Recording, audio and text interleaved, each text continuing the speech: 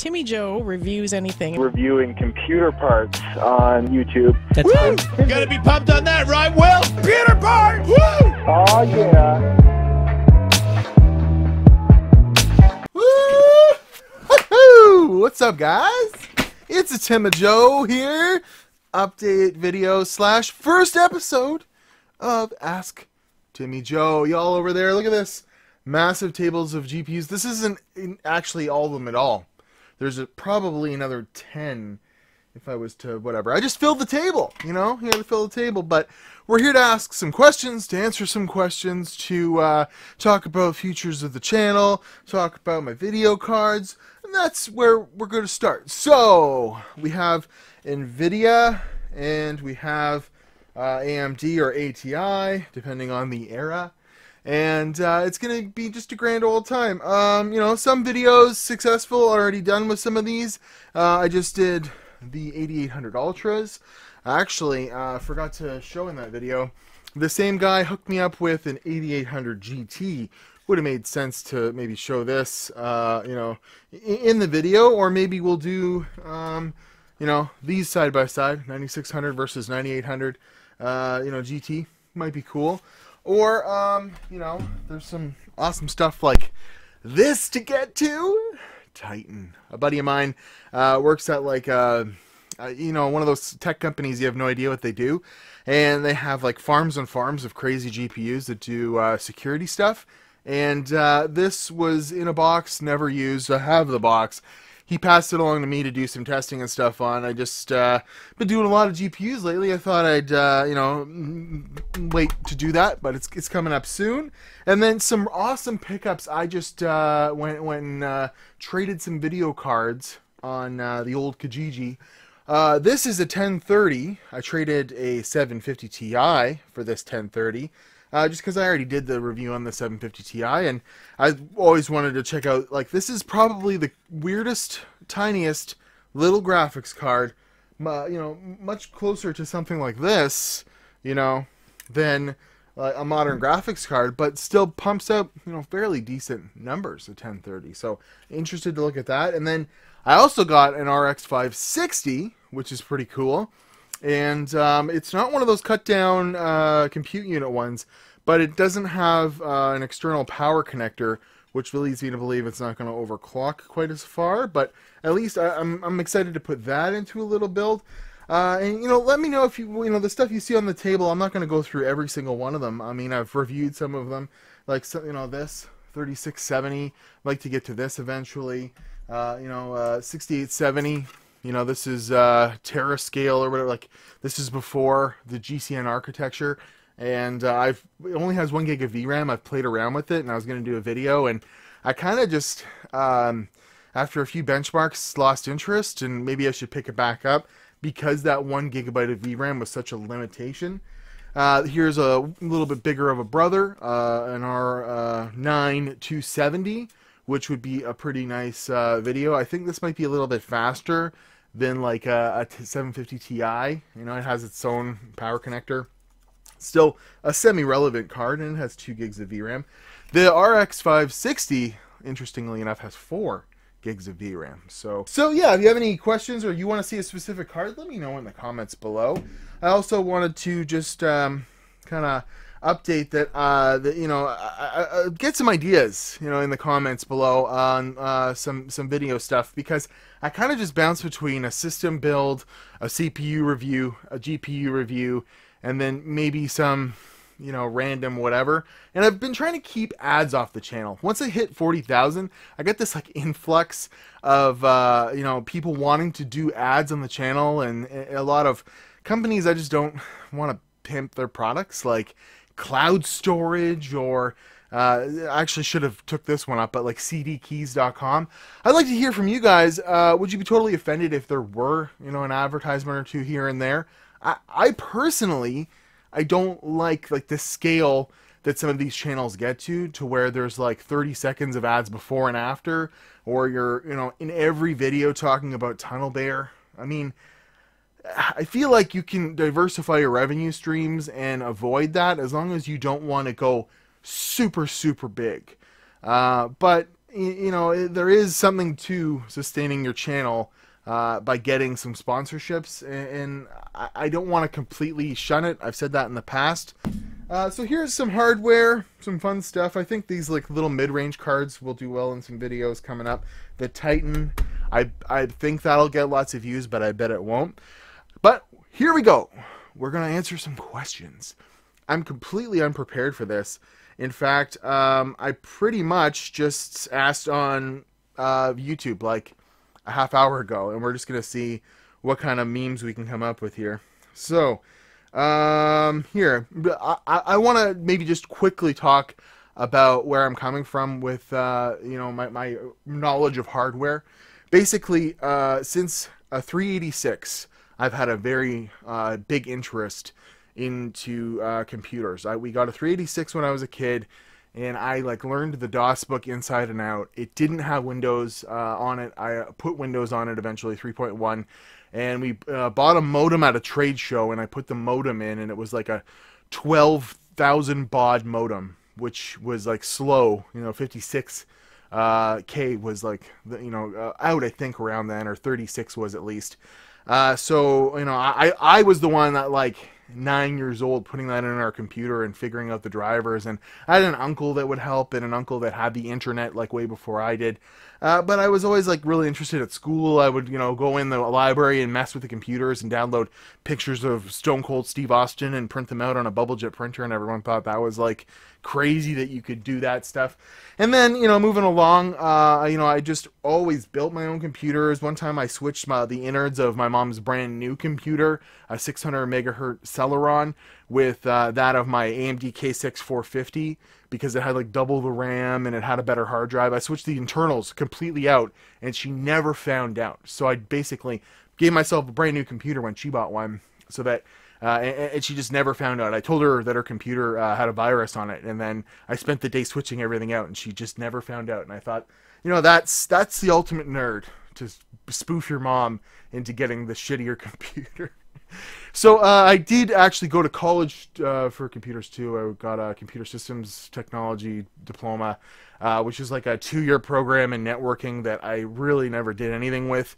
These days I do a bit of IT at my work, but basically my love of computers has always just been me building computers myself and always getting dirty, and when something didn't work, figuring out a fix or whatever, kind of along the way, overclocking Durons with the pencil lead trick, or just stuff like that. So it's kind of fun. So let's answer some questions, and the first one I wanted to answer this is from Angry Merchant. If your success on YouTube grows, which I hope it does, would you quit your job and do YouTube full time? Your channel adds a great perspective to the market, and I do believe your channel will be huge. Well, thank you. That's the sentiment I love to hear. Yes, that's the whole goal, and I tried to do this before, is to make YouTube my job. Well, it's still possible to do this, and I say that because every month I find some channel I've never seen before with like 20 or 30,000 subscribers that is doing kind of the same thing I'm doing. Maybe not as funny, maybe not as successful, or as good high production value, but the fact that I keep finding these new channels tells me people, there's a whole whack of people that have never even come across my channel. So there's room to grow, but there's so much saturation on YouTube. It's very hard to break through that and actually become successful. And I kick my own ass because like I've had YouTube channels in the past, and in like 2009 I was like hardcore into the like vlogging thing with my wife, and we were uploading like daily for a while, and that was just like because of like Charles Trippy and crap like that. But I never thought that I was like a worthy person to be putting videos about computers on the internet. And I wish I had honed that like a long time ago, because I'd be so much further along. But the 40,000, I'm up to like 9,000 plus subscribers a month. I know that the channel's going places, and yes, ultimately that is the goal. But more so than that, I want to use the success YouTube, offers me or affords me to branch out into some other avenues that will maybe, you know, survive another adpocalypse or something like that. I have some ideas for some websites. I have some ideas to diversify and stuff like that. So yes, I 100% want to make this a full-time thing, but I'm aware that it's kind of hard to, you know, picture that as a career for the rest of my life. And it's just going to be kind of a building block into something much, much bigger. So let's ask some more, or answer some more questions. Timmy, what is your name on your birth certificate? That's by Max DeCrosta. Timothy Joseph Lucien Elzinga is my name. Okay, so Timmy Joe's my first name, Timothy Joseph, and my dad's name was Tim, and my middle name is my grandfather's name, a grandfather I never met, and my last name is Dutch. I'm an immigrant Dutch Canadian, whatever, third generation. Yeah, really, my name is Timmy Joe. I want to answer this one. Hey, I have a suggestion. This is from AZ Tips. Make your videos a little shorter, 5 to 10 minutes long. No. I make my videos the length they are because that's what the video ends up being, and oftentimes I will find that videos are a little bit too long or whatever, and I'll cut a couple minutes out of them here and there. But the show, the Timmy Joe show, the whatever, you know, this is what it is, and it's gotten successful because, you know, my videos were always that long. I always, you know, kind of broke that 10-minute barrier without trying. So if you don't like how long the videos are, skim through them. That's what I do when I don't like, you know, someone's long video. I know I really like Hardware Unboxed, and I find his benchmarking is amazing. But watching him, you know, talk in front of graphs for like 7 or 12 minutes, that's not always fun for me, and I will skip through that just so I can watch his whole video and kind of get an idea of what he's doing. You know, my videos are kind of broken up into sections. If you don't like the length of them, then, you know where to go. Timmy Joe, what was your first computer? Well, I already kind of mentioned that. It was a Intel 386 in like a really generic case that my mom bought from some guy. She took like a typing class, and there was a guy in there like selling generic 386 computers. It didn't have a sound card, and I cut my teeth on that in DOS, playing like Commander Keen and the game by Apogee called Agent, and Wolf 3D, and I tried to install Duke Nukem at one point, and it would not run worth a shit. And eventually we got a 75 megahertz computer to replace that, but we were online with you know, that 386 and stuff like that. It was a pretty fun time. Let me see. Thanks very much, JR, for that. My first computer, 386, and I had a speak and spell before that. Here, PODS, how's your 1700 running? I know you overclocked the shit out of it. My only gripe with my Ryzen 7 1700 is it does this thing where it will go into like a weird sleep mode where the lights and the fans are going full bore. Like, I'll come home from work, the computer's on, it's glowing over there, but it won't wake up from sleep. And I'm so damn worried that it's like stuck in some mode where it's degrading itself. Like, I have to physically, you know, hold the button to turn the computer all the way off and turn it back on, and it boots up fine. And that's happened on every single motherboard I've had. And I put that 1700 in like 4 motherboards. So aside from that, it's such a workhorse, that 1700, especially now that I've played around with the, you know, the 8600K, which I still have in a system back here. And I've had a Core i7 with hyper-threading. I had Threadripper, for God's sakes. I don't actually find that the 1700 was, at least in my case, in my video editing case, that much slower than the Threadripper, because I don't do enough to really like warrant having a Threadripper. But the 1700's chugging along, and you know what? My only problem is that sleep problem. Other than that, it's at 3.9 gigahertz. It's got that big crazy Chromac cooler on it, and she's working pretty good. David Alnemark Niang asking, do you think GPU prices will be normal by the end of the year? I think that we're going to have a turnover of Nvidia cards, and a new generation is going to come out, and maybe something from AMD. So by the end of the year, depends on what you mean, But I really do think cryptocurrency's going down for a while. I started mining for a little bit. I wasn't having much fun with it. Running like a whole whack of GPUs at full all the time, it made me cringe, and I stopped doing it. I had a buddy that just bought up like 16 RX 580s, and now it's gone. So beware if you're thinking about mining. It's not necessarily a good thing. What's my highest Cinebench score? Best I ever got was 1732. That's from Andrew Jones. With my Threadripper system, and it overclocked to 4. I had the craziest Threadripper CPU. It was so crazily binned. Like it was just a lottery of all lotteries. It would go to like 4.3 gigahertz and run a Cinebench run. I think the most I ever did was like 3750 or something like that.